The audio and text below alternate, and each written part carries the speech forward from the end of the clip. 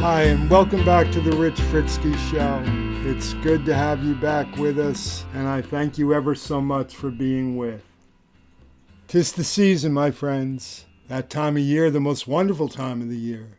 The holidays, the holiday season, the Christmas season. My season and yours, I would imagine. My time. Come every December 31st. It's what I pray for. Oh, yes, Lord, give me just one more Christmas and I'll be happy. Just one more and I'll be satisfied. This season, this time of year, just one more always. Happy holidays, happy Hanukkah and Kwanzaa. A Merry Christmas, a very Merry Christmas indeed. This includes Thanksgiving week and day, the all of December, Christmas Eve, Christmas Day, and Christmas week. But nixnay on New Year's Eve and New Year's Day for me, as heralding the new year but signals the end of that which I cherish most. So here it is, next week, Thanksgiving. But, damn it all. It's all wrong this year, just wrong, neither fair nor right nor just. As we are buried in, consumed by, tossed and turned and red flagged by a pandemic that is in overdrive, threatening millions at one and the same time in virtually every corner of these United States of America. Peace on earth, goodwill to men, but what peace? What goodwill, we ask? I bring you tidings of great joy. Oh, really? Are you kidding me? And this shall be a sign unto you? No, no, no. All the signs are only and rather bringing us to our knees. Or knee, in that I have only one of them. Joy to the world, hark the herald angels sing, but there is no joy. And what is heralded fosters despair only. This conundrum has led me to dwell upon podcasts past. My very first one I recall was about courage. We're going to need courage, all right. My second was about sacrifice, and we will not get through this without great sacrifice. The only question is whose and when and yet, and also, all of us to an extent. My sixth was about COVID-19 and peace. Peace in the face of this very pandemic last spring. Well, the road to peace is paved with even more bumps and barriers and exit signs and detours today. Others were about heroes in World War II, and other heroes in Vietnam, and other heroes who fought injustice and hatred, and cruelty and poverty and degradation and war. And hey, guess what? We're looking at a time that is going to demand more heroism. Your heroism. Everybody's heroism, here today and tomorrow, and a month from now, and for so long as it will take. And yes, no doubt, many other podcasts were about our politics and cries for honor and dignity and honesty in all corridors of government, but most especially and importantly in our White House. And while it is most assuredly coming, it is sorely lacking at the moment as we stand embarrassed before the world, and that the outgoing leader of our nation goes on dancing with deceit and balderdash and subterfuge, refusing to do what every other losing candidate in the history of our union has done, to simply suck it up, bow their head, honorably concede, cooperate with the victor, and assure a peaceful and calm and smooth transfer of power. That he cannot bring himself to do so is truly the greatest single act of cowardice in the storied annals of the American presidency. We will still, I pray and believe, well get through this, and Joe Biden will most certainly be inaugurated the 46th President of the United States on January 20th. To America, President Trump is an endangered but still provocative enemy of his own people. But the even greater enemy is this pandemic that he has allowed to rage out of control, despite the simple and obvious measures that could have been taken by all of us to subdue it.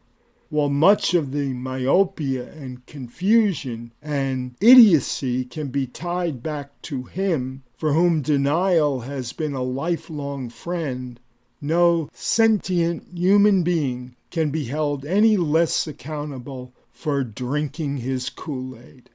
And so the sad truth notwithstanding, back to my primary point. Thanksgiving is next week. And I have 12 children, and 9 of them have spouses or a soon-to-be spouse. And there are 22 grandchildren, so we are 45 before friends and in-laws when we must be under 10. Damn, what does that tell you? We have never before not been together on Thanksgiving. I am a husband and a dad and a pop and my Maggie a gammy, and this is exactly what we live to bask in, to swim in, to glow in, to revel in. Exactly what there is to ultimately be thankful for in the first place. But we must be less than 10, which my family will insist upon because I, slave to the threat of COVID-19 that I am, cannot escape that harsh reality as everything about my medical history bows down before the looming COVID gods. And so the red flags and stop signs and caution signs, the at your own peril warnings flash before me. But the price paid is too much and not for nothing. But no Macy's Thanksgiving Day parade. No sipping hot coffee while watching the great bands. No best of Broadway. But then again, neither is there Broadway right now. And neither was there our annual trip to Peddler's Village in Lahaska, Pennsylvania, for the holiday grand illumination, the hot ciders, the carolers, the Christmas shopping, a more than 30-year-old tradition in our family. My Emily and Sean have already canceled their annual Christmas party, and going to cut down trees will have to be more subdued, and Emily and Billy and their Take Dad Out Christmas shopping day will likely be impacted. For there will be no places to even have breakfast, and Barnes & Noble, my stop of stops, has already closed. And there goes the Christmas movie marathon day, and all of the casual gatherings, and Becca's cookie exchange. And wherever carolers gather, they will do so in smaller numbers, if at all, this year. And isn't that a shame? For we could really use all the carolers possible this year. And nor will the choir sing Handel's Messiah as they do in those historic old clapboard churches in Newton and Warwick. And there go those possible trips into the city to take in the tree at Rockefeller Center and the toys at FAO Schwartz and the buzzing of the vast parades of fellow human beings from all over the world on the streets of Manhattan. And even though I never had or even wanted a hot chestnut, you had to buy a bag just for the smell. Less chestnuts roasting on an open fire, if chestnuts at all this year, I fear. And no dinners or lunches in local restaurants with Christmas revelers with piles of shopping bags by the sides of their chairs for you to trip over. Revelers who would toast the season and be ever so much more inclined to speak freely with strangers and say their happy holidays and Merry Christmases with genuine feeling, because there are no strangers in December. And no visits for the children with Santa in the saloon at Wild West City in our town, where I so loved taking my own children back in the day. No hustle and bustle and fewer seasonal random acts of kindness. Less tenderness, less engagement, less goodwill, less Christmas charity, less Christmas service, less Christmas cheer. Christmas Eve Mass, one wonders if it will but be remote as well. Imagine no heralding of Christus natus est, of the babe born in the manger, of the one who came so humbly in swaddling clothes in a creche in order to take on our humanity and teach us how to damn well live. And lo, our Christmas Eve grab bag, my most special night, where the beating hearts of my Christmas gather together in the embrace of the pine and the lights of the trees and the music of the carols in a veritable Christmas wonderland, to truly love one another that must needs be ever so sadly muted and subdued as well. There can be no crueler cut than this. And then Christmas Day, when all would stop by at one point or the other, there are no words that do justice to the feeling and the pit of my stomach at the mere thought of what we shall lose. But all that said and summarily and clearly complained about here, there are these, I must admit, higher truths to consider. The stars will still shine in the heavens on Christmas, and the cherubim and seraphim of the heavens will still sing, and the hearts of children everywhere will still be glad. And so, too, will we all. And maybe, just maybe, snow might fall, and wouldn't that be a wonder?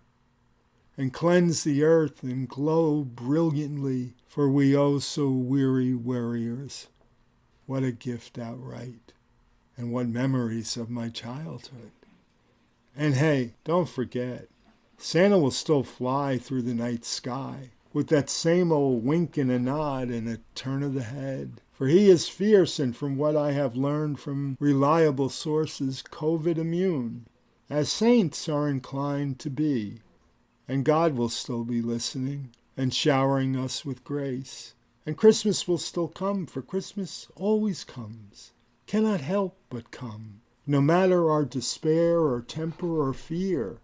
Oh yes, Christmas comes, and will as ever make glad the hearts of all, young and old, and everyone in between and before and beyond.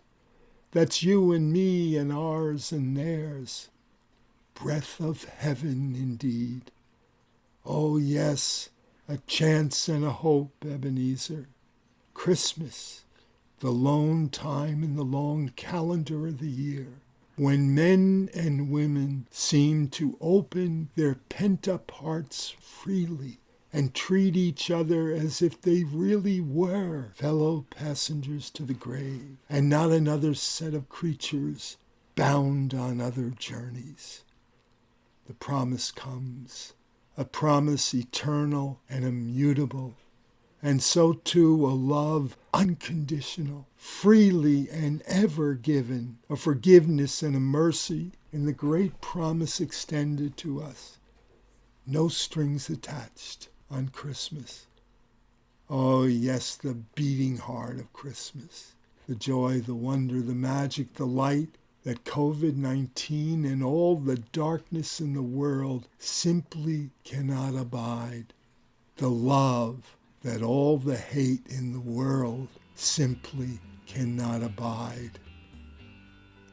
A merry, merry Christmas and the happiest of holidays to you. Peace on earth, goodwill to men, and yes, Miss Piggy, women, chickens, and Dizzy Gillespie as well. Have a great week. Smile on your brothers and sisters. A happy and a blessed Thanksgiving. Take care. Bye now.